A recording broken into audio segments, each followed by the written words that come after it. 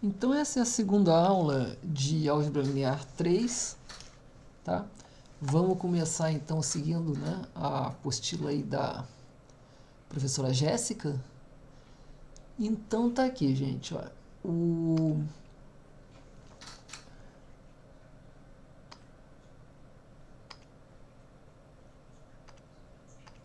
Ok, vamos lá. Então, agora a gente vai focalizar as potências, né, de matrizes quadradas. Matrizes quadradas, a gente pode fazer o produto dela por ela mesma uma quantidade infinita de vezes, né? Uma quantidade arbitrária de vezes. Então, por exemplo, A ao quadrado, né? São matrizes quadradas. Então, nós estamos trabalhando com matrizes n por n. Certo? N por n. Ok.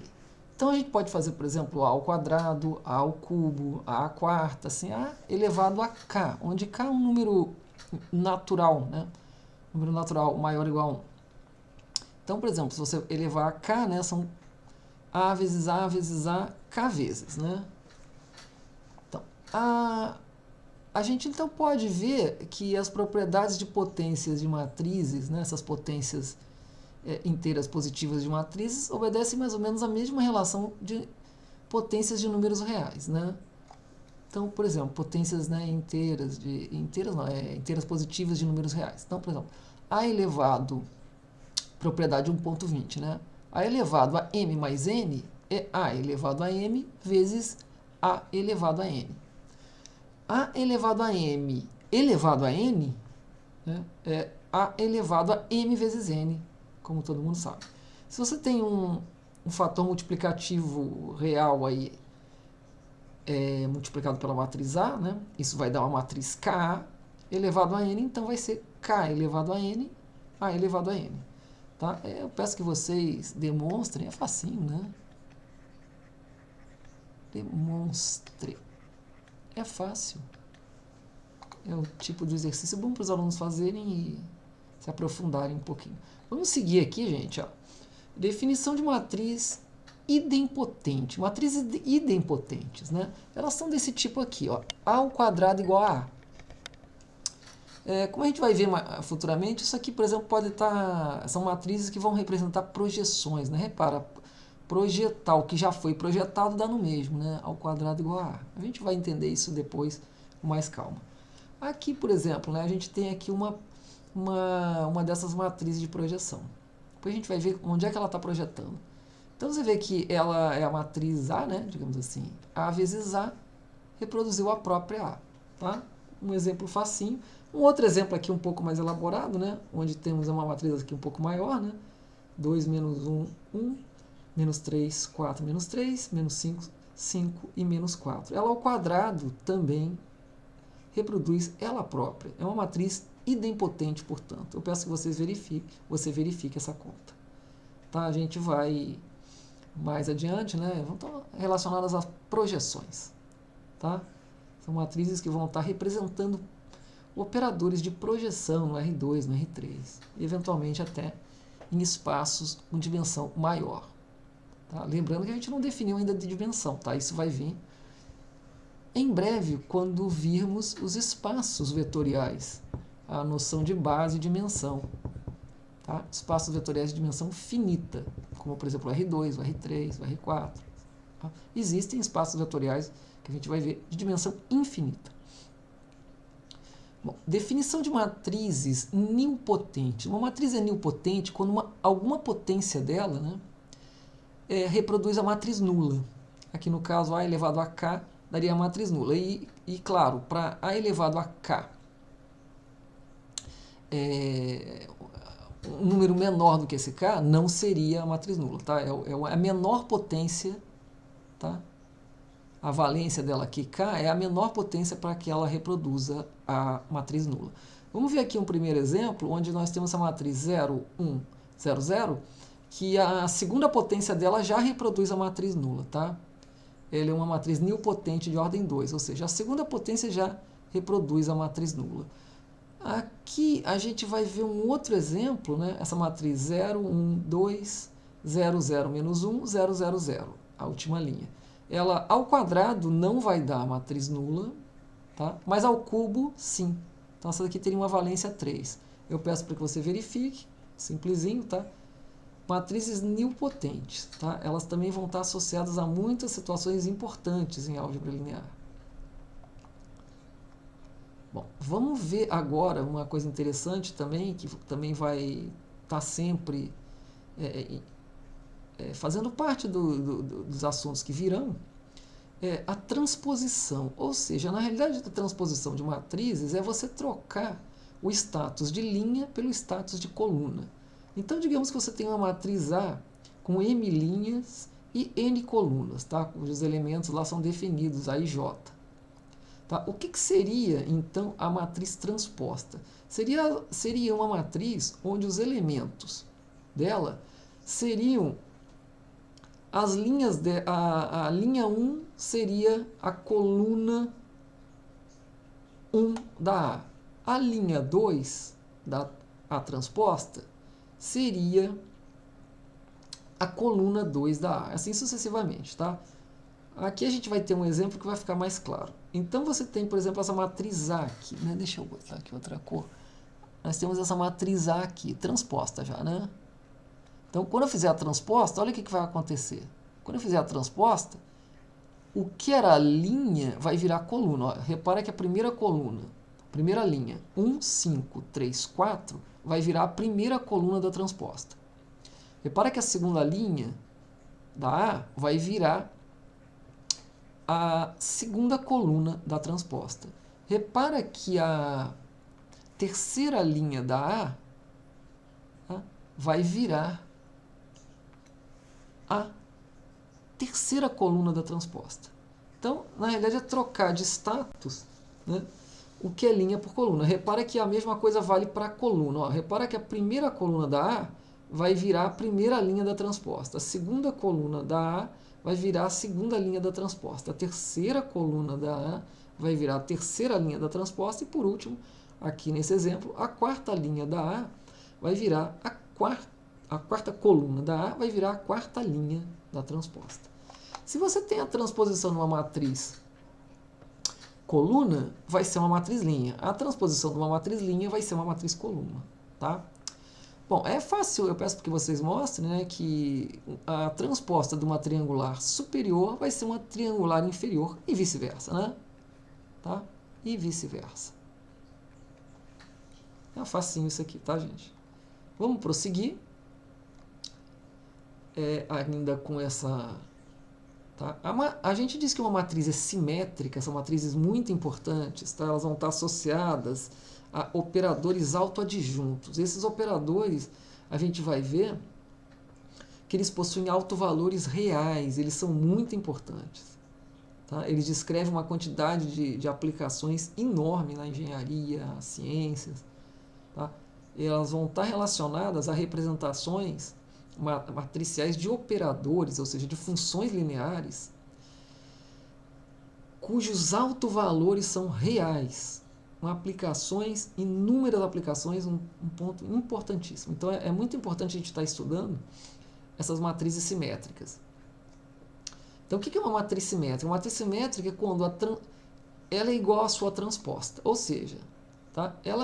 A diagonal principal delas funciona mais ou menos como um espelho, como a gente vai ver aqui no exemplo abaixo.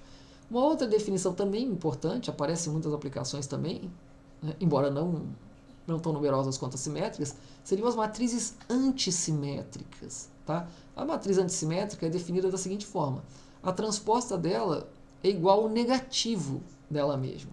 Vamos ver exemplo dessas duas coisas. Olha, aqui à esquerda nós temos exemplo de matriz simétrica. Repara, ó, a diagonal principal funciona como se fosse um espelho. Né? Aqui a diagonal principal 1, 0 e 4, ela funciona como um espelho. Ó, o 2 e 2, o 3 e 3, o 7 e 7. Certo? Na antissimétrica, a diagonal principal tem que ser 0. Tá? Eu peço que vocês demonstrem isso. Tá? Que numa antissimétrica, a diagonal principal tem que ser 0. E os elementos fora da diagonal, eles aparecem espelhados assim, só que com o negativo. Né? Então, por exemplo, aqui 1, menos 1. Aqui menos 5, aqui 5. Aqui 3, aqui menos 3. Tá? Esse é o exemplo típico de uma matriz antissimétrica 3×3. Isso aqui também tem aplicações interessantes, como por exemplo, elas podem estar representando o momento angular, tá? Em mecânica dos sólidos, rotação de sólidos, né? Ela vai ter algumas aplicações muito interessantes. Em vórtices, né? Em escoamento de fluidos também. Bom, vamos às propriedades 1.24, aqui focalizando então as propriedades das transposições de matrizes, tá? Eu vou pedir que vocês demonstrem todas essas aqui, em especial essa daqui, tá? Que eu estou indicando aqui. Essa é bastante importante, legal. Bom, vamos começar aqui que eu já chego lá. Então, a transposta da transposta é a própria matriz, tá? A transposta de alfa A é alfa vezes A transposta. Facinho de ver. A transposta de uma soma é a soma das transpostas. E a transposta do produto, essa é interessante e importante, transposta de um produto é o produto das transpostas na ordem reversa. Eu peço que vocês provem isso aqui. Tá? Eu vou levar, provavelmente na quinta-feira, e vou mostrar uma demonstração. Vou levar um dispositivozinho que eu montei aqui. Eu tinha visto num livro bem antigo. Mostrando que esse resultadinho aqui, essa pequeno teoremazinho, né, digamos, não vamos chamar de teorema, isso aqui é um resultado, uma proposição simples, ela admite uma demonstração gráfica. É uma das raras coisas que admite uma demonstração gráfica simples. Eu vou levar, tá? Eu vou levar para vocês. Mas eu quero que vocês façam a demonstração algébrica mesmo.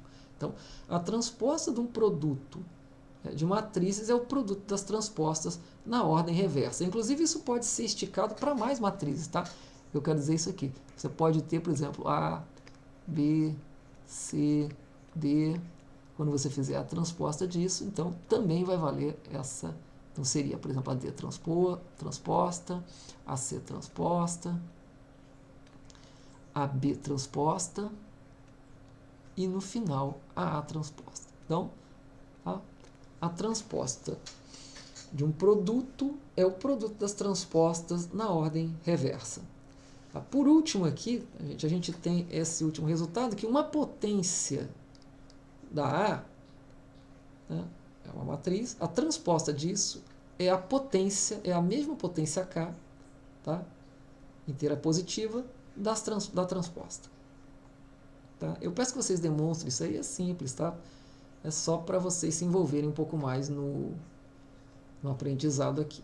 Vamos tomar um caso agora, gente, também interessantíssimo aqui, que vai ter muitas aplicações também, tá? Quando você tem uma matriz retangular, M por N, a gente pode fabricar com ela duas matrizes simétricas que vão ter um papel interessante aí na hora de se fabricar operadores de projeção, tá? Então, vamos pegar uma matriz retangular M por N. Vamos fazer a matriz A que multiplica A transposta. Isso vai ser uma matriz M por M, ela vai ser quadrada, tá? Ela vai ser quadrada. Então, essa matriz quadrada, ela é simétrica. Eu peço que você prove, é muito simples, tá? Usando essa propriedade aqui, tá? A mesma coisa, a gente pode fabricar uma outra matrizinha, a A transposta A. Essa é uma matriz N por N, tá? Diferente da outra de cima. Ó, repara a ordem. A transposto. M por M. A transposto A. N por N. Tá? Elas duas são quadradas, mas são de dimensões diferentes, em princípio. Né? Quando o M for diferente de N, em princípio elas têm tamanhos diferentes. Também é simétrica, tá? Também prove isso aí. Vamos pegar agora uma matriz quadrada M por M. Tá? A mais A transposta é simétrica também, eu peço que você prove. E A menos A transposta é antissimétrica. Também peço que você prove isso aqui.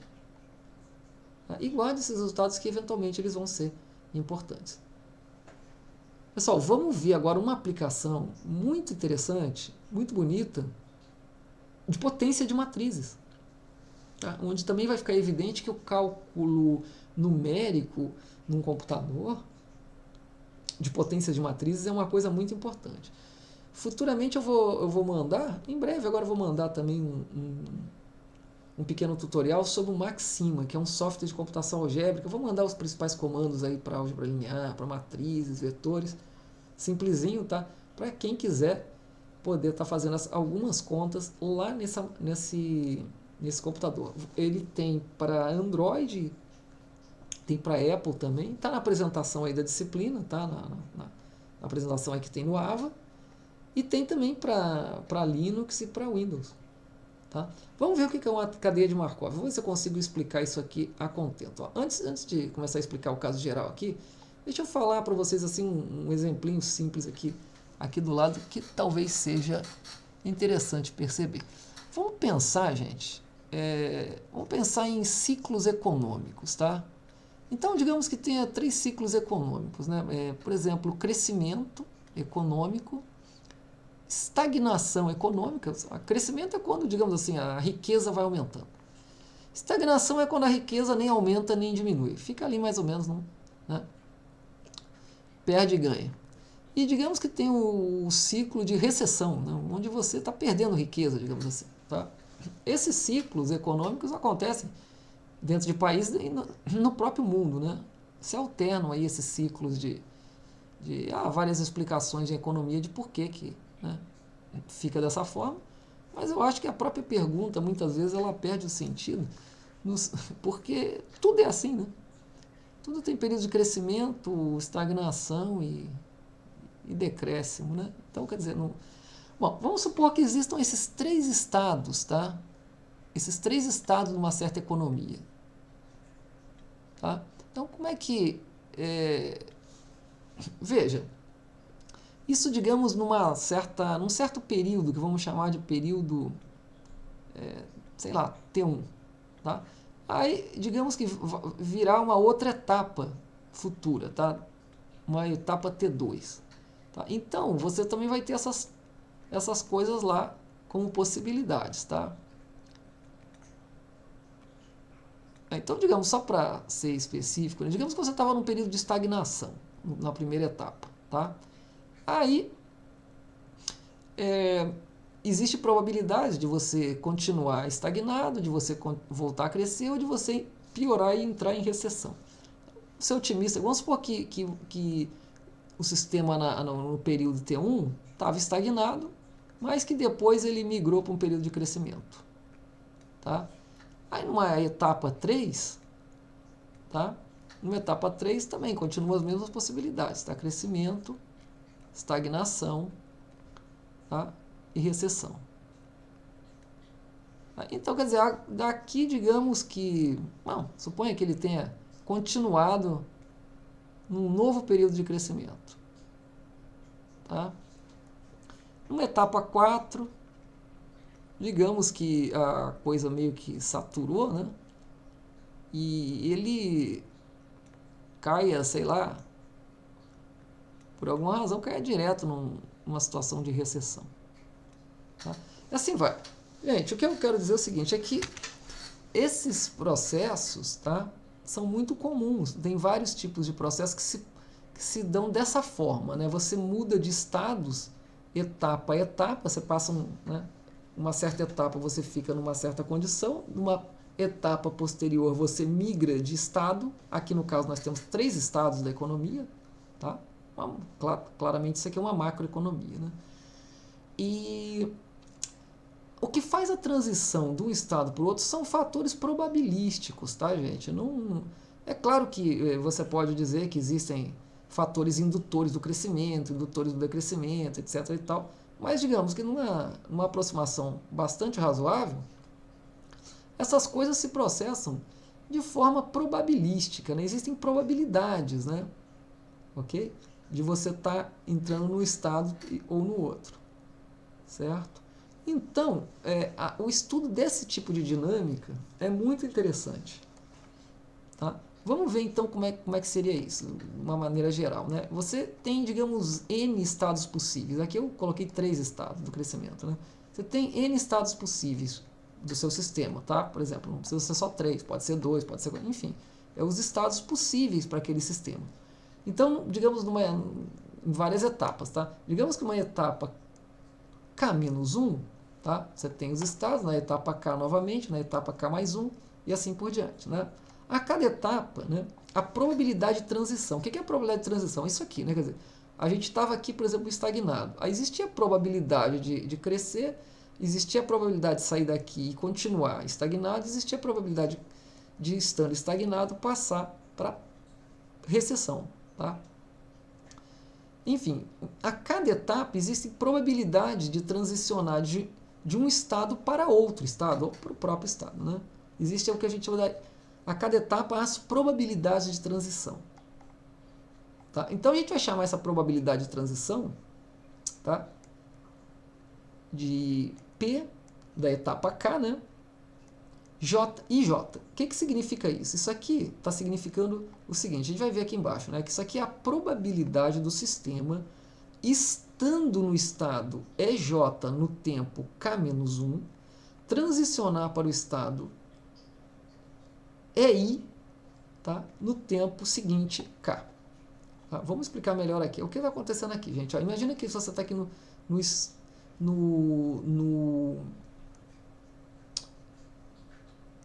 tempo, né, no período K-1. Então você está, digamos, aqui no EJ, tá? Por exemplo, você poderia estar em qualquer um, mas digamos que você esteja aqui no EJ, no estado J, no tempo K-1. Então, na próxima etapa, existe probabilidade de sair daqui e ir para todos os outros. Mas, em particular, vamos focalizar a probabilidade de sair daqui e ir para o estado EI.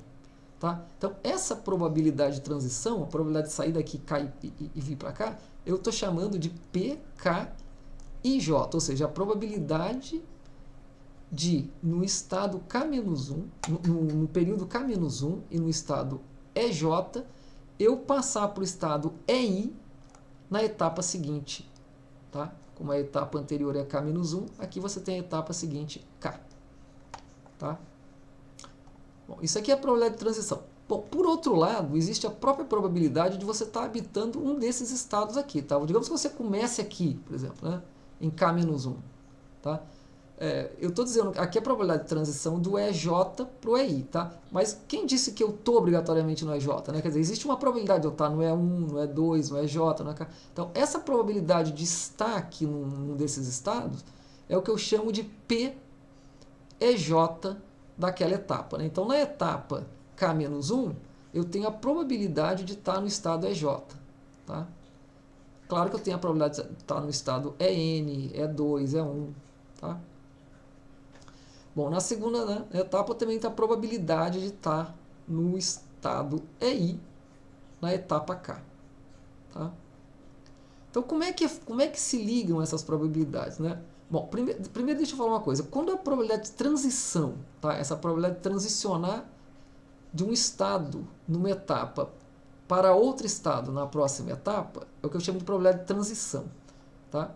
Quando essa probabilidade de transição não depende do tempo, ou seja, não depende do período, ele é sempre igual a cada período, né? Como se diz assim, daqui para cá, daqui para cá, daqui para cá. Quando essa probabilidade de transição dos estados não depende do período, é sempre fixo essa probabilidade de transição, a gente vai estar falando num processo de Markov. Tá? Então, sempre que essa probabilidade de transição não depende do tempo, né, da etapa K, isto é sempre igual, etapa por etapa, nós temos o que a gente chama de um processo de Markov. Tá? Então, por isso, a gente pode retirar o rótulo K, tá? Uma vez que como não depende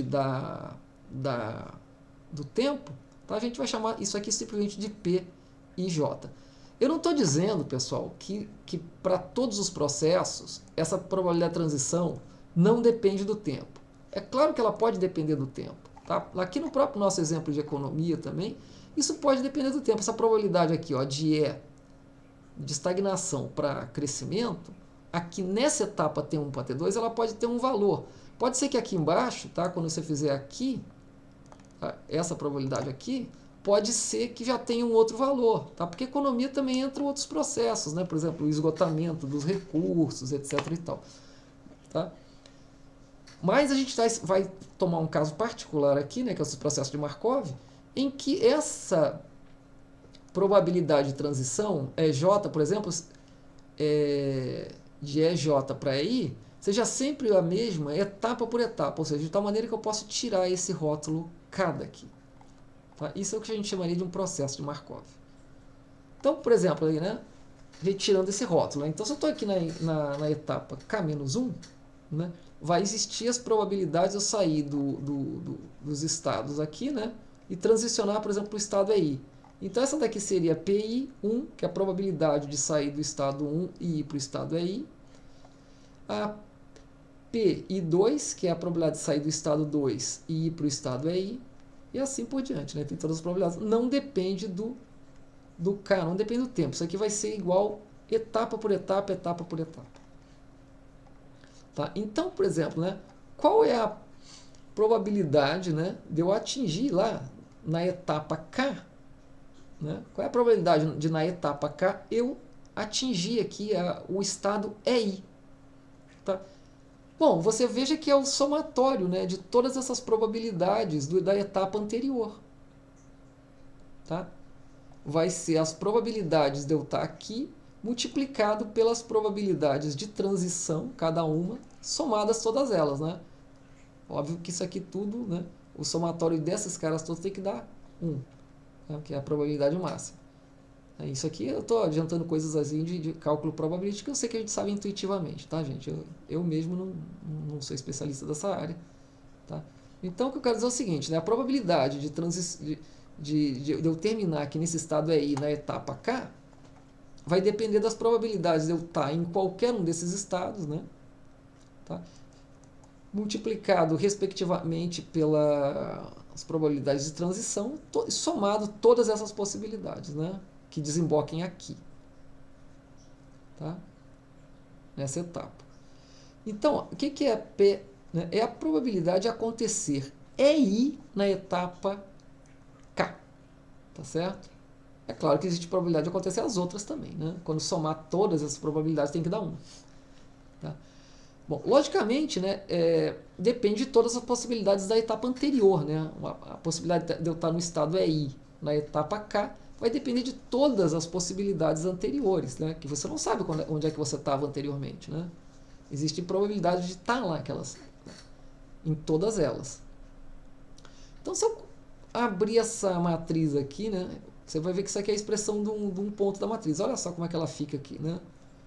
A probabilidade de na etapa K eu estar no estado E1, de na etapa K eu estar no estado E2, de na etapa K eu estar no estado E3, assim sucessivamente. É isso aqui, né? Para cada ente das linhas eu estou reproduzindo essa, tá, probabilidade de cada um deles. Então tá aí as probabilidades de eu atingir todos os valores, né, E1, E2, E3 até En da etapa K. Tá? Okay? Isso é a matriz de probabilidade, matriz de transição chamada. Essa é a matriz de transição. Nota que na matriz de transição entra todos os coeficientes de transição. Tá? Okay?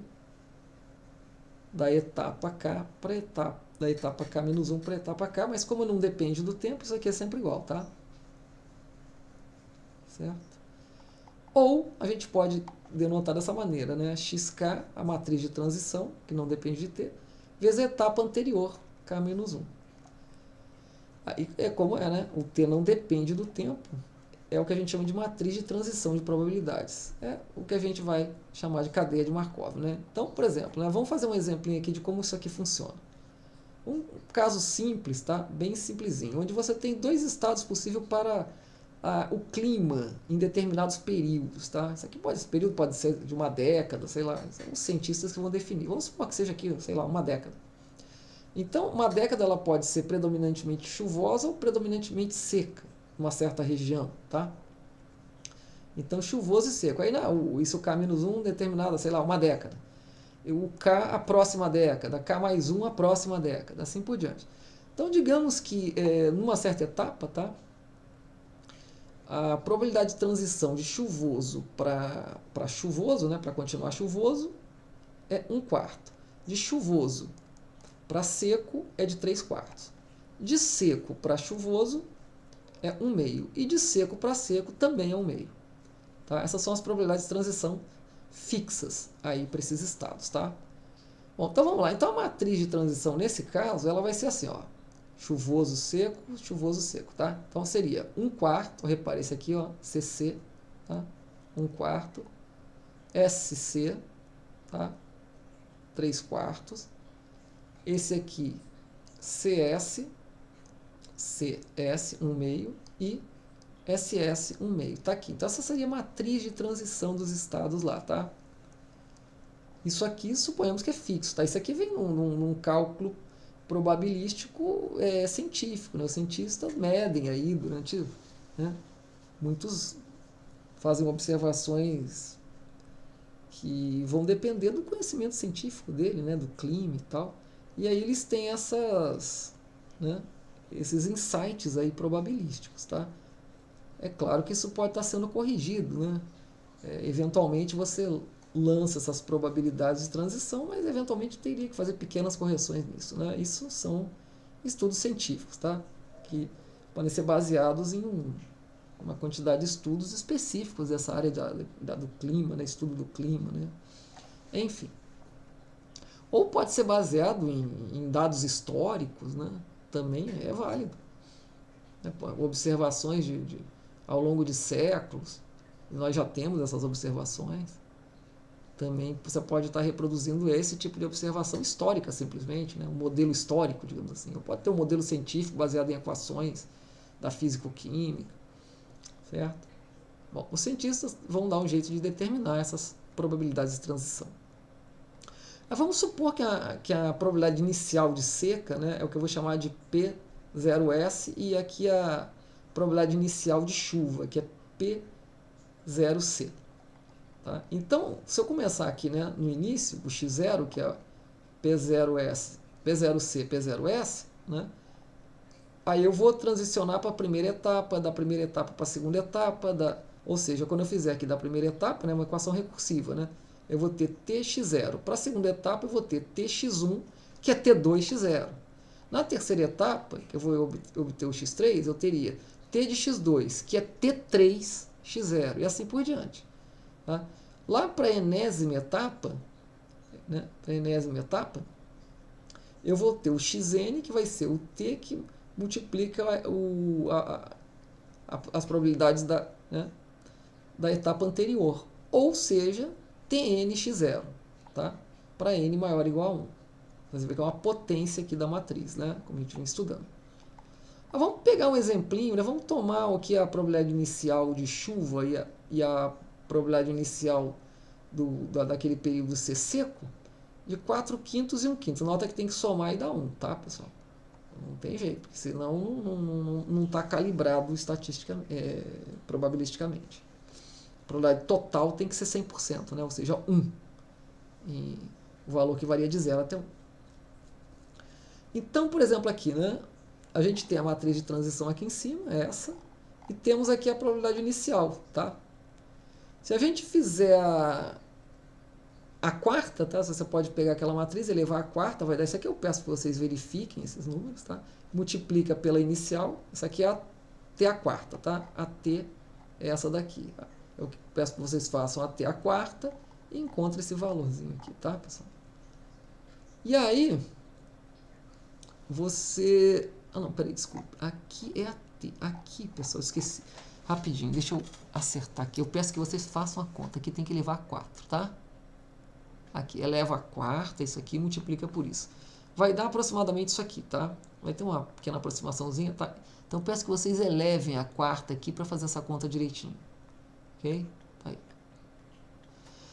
E aqui vai dar, então, as probabilidades, ó, 0,4, 0,6. Então, no quarto período, tá? A quarta década aí, digamos assim, né? A probabilidade de ser uma década chuvosa, né, é de 0,4, 40%. E a de que tenhamos um período de seca é de 0,6, 60%. Tá? Mau sinal, né? Nesse caso aí, né? Mais chance de ficar seco do que de chover. Bom, pode ser bom, né? Eventualmente isso pode ser até bom. Tá? E aí você, etapa por etapa, você teria como, tá? Fazendo uma pequena previsãozinha aí. Agora, alguns processos acabam por convergir para uma matriz limite, tá? alguns processos acabam convergir para uma matriz limite L, ou seja, quando você eleva t elevado a n e faz n tender a infinito, isso convergiria para uma matriz mais ou menos fixa, tá? Bom, nesse caso, a gente diz que a gente é capaz de realizar previsões de longo prazo. Tá? Quando existe esse limite aqui bem definidinho, tá? O limite quando n vai para infinito de Tn, que converge para uma matriz mais ou menos fixa, a gente vai ter a oportunidade de estudar isso melhor quando a gente entender o que é autovalores e autovetores. Então, nesse caso, a gente pode fazer previsões de longo prazo. Tá? A gente vai ver mais sobre isso mais adiante na disciplina, mas eu vou dar aqui só um exemplinho de uma matriz que você pode fazer essas previsões de longo prazo. Olha só, uma delas é essa A aqui, ó. Ela é dada por esses valores aqui, 0802, 0307. Repara que a soma das colunas tem que dar 1, né? E podemos fazer previsão de longo prazo nesse caso. Repara, quando eu levar isso aqui ao quadrado, vai dar isso aqui, tá? Ao cubo, quando eu elevar a infinito, tá? Isso vai convergir para essa matriz, 0604, 0604, tá? Eu peço que vocês tentem fazer isso aqui numericamente, pega aí uma calculadorazinha, né, que faça cálculo com matriz. É claro que você não vai conseguir elevar a infinito, né, mas começa a colocar números grandes, coloca aí 10, depois 20, depois 30, você vai ver que ele paulatinamente vai se aproximando desses valores aqui. Depois, como eu disse mais adiante, a gente vai ter até a condição de calcular para quais valores ela vai convergindo. Tá? No entanto, só para a gente ver isso aí. Tá? Então, nesse caso aí, né, quando você tem um limite de tempo indo para infinito, você vê que ela vai estacionando nesses valores aqui. Então, a gente é capaz de fazer, para esse tipo de processo, previsões de longo prazo. Tá? Então, bastante interessante, uma aplicação bonita da potência de matrizes, né? Bom, vamos seguir aqui com a nossa aula. Vamos falar agora, gente, sobre a inversão de matrizes, a matriz inversa de A, né? Bom, vamos lá. Eu digo que se existir, né, uma matriz quadrada, né, a inversa de matrizes quadradas, se existe uma matriz B quadrada tal que A vezes B é igual a I, a gente diz que B é a inversa de A. Tá? A gente pode provar que se AB é igual a I, o reverso também vai ser verdade. Tá? O BA também vai ser igual a I. A demonstração disso aqui não vem ao caso agora. A gente pode fazer ela mais adiante. Tá? De repente daqui a uma ou duas aulas. Tá? Mas tá? Inclusive eu poderia ter definido já dos dois lados. Tá? Já poderia ter definido assim que também não. Mas enfim, se AB igual a I é válido, a gente pode mostrar que BA igual a I também é válido, então AB é igual a BA é igual a I. Tá? E nesse caso a gente diz que B é a inversa de A. Tá? Vamos ver um exemplo aqui, né? A matriz A, 2, 1, 1. A matriz inversa, que eu chamei aqui de B, é a 1 menos 1, menos 1, 2. Verifique, tá? Faz o produto, tanto à esquerda quanto à direita, que você vai ver que vai desembocar na matriz identidade 2 por 2. Tá? Faça, verifique. É maneira de você estar estudando aí e se familiarizando com todos esses conceitos. Bom, a gente pode mostrar que se existe a inversa B, tá? A gente diz que a matriz A é invertível. Tá? A gente diz que A é uma matriz invertível. En passant, deixa eu só falar, pessoal, como a fórmula é simétrica, né? Se B é a inversa de A, tá na cara que A é a inversa de B. Tá? Tá tudo aqui. Tá? Vice-versa, né? Bom, vamos lá. Vamos supor que A seja uma matriz invertível. A gente pode mostrar que a inversa de A é única. Tá? Vamos demonstrar isso aqui rapidinho. Tá? Então, vamos supor, tá, que por acaso pudesse haver duas inversas. A gente vai mostrar que essa suposição nos leva a uma autocontradição e, portanto, deve ser abandonada. Mas vamos supor, então. Vamos supor que AB é igual a I e que AB tilde, tá, também é igual a I com B diferente de B tilde. Então, a gente vai mostrar que essa hipótese não se sustenta. Ela se nega automaticamente. Tá? Então, ela tem que ser abandonada. Então, vamos lá. Se AB é igual a I e AB tilde é igual a I, então AB é igual a AB tilde, né? Porque é igual a I em ambos os lados. Aí a gente pode multiplicar a esquerda em ambas as equações pela matriz B. é o que a gente faz logo aqui. Usando a associatividade, né, a gente vai ter BA, B tilde. A BA, né, é a identidade. Tá? Então, BA identidade, dos dois lados, identidade vezes B, identidade vezes B tilde. Ora, identidade vezes B é B, identidade vezes B tilde é B tilde. Então, a gente está mostrando que B é igual a B tilde. Mas então essa hipótese de que eles eram diferentes se autocontraduz. Quer dizer, e em lógica, a gente não pode admitir uma coisa que afirma uma quantidade e ao mesmo tempo se nega. Esse tipo de coisa tem que ser abandonado, porque não é inteligível. Certo? Não é aceitável do nosso ponto de vista lógico. A nossa inteligência repudia esse tipo de coisa. Então, essa hipótese de que elas eram diferentes não se sustenta e elas são iguais.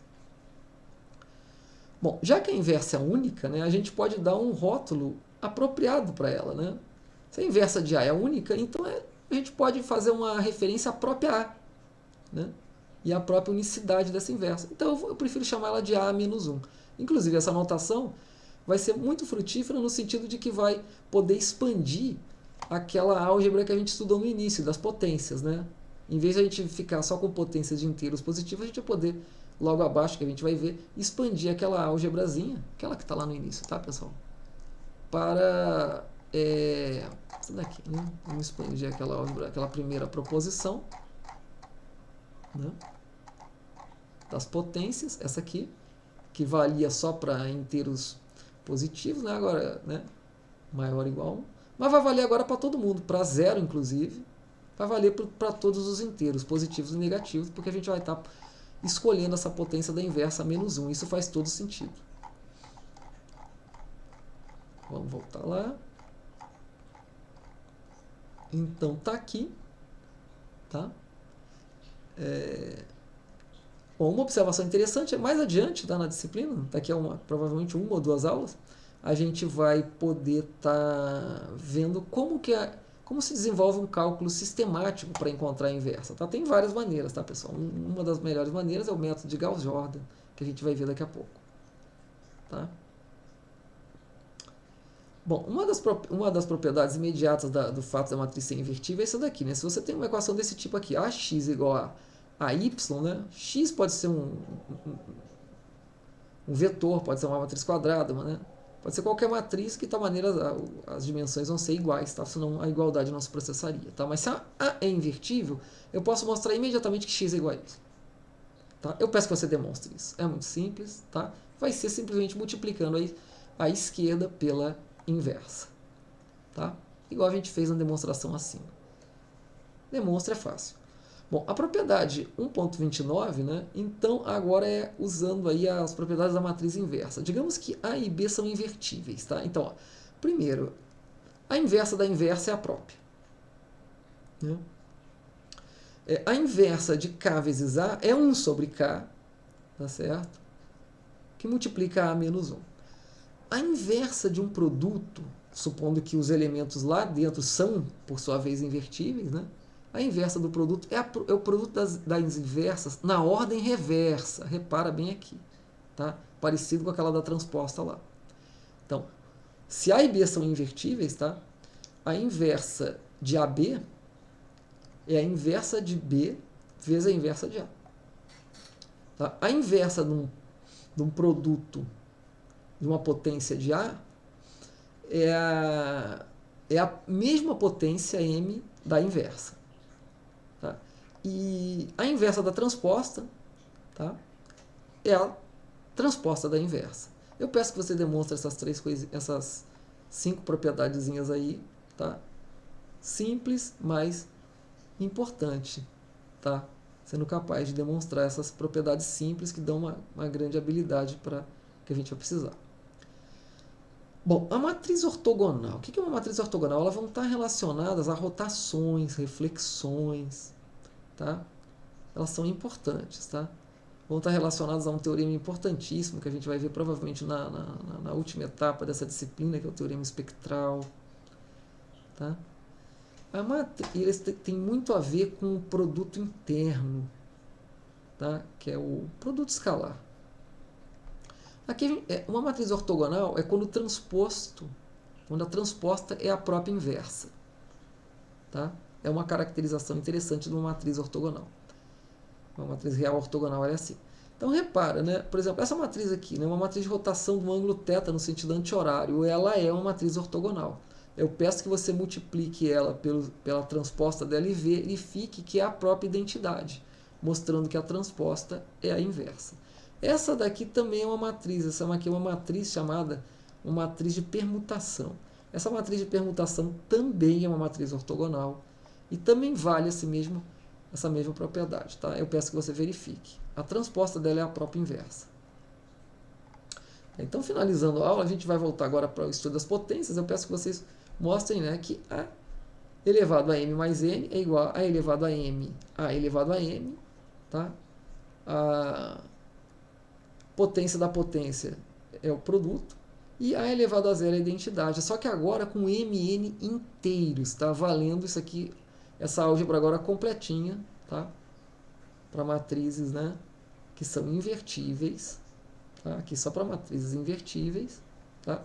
Quando as matrizes são quadradas, vamos frisar aqui, invertíveis, tá? Quando a gente está trabalhando com matrizes quadradas, tá? Invertíveis,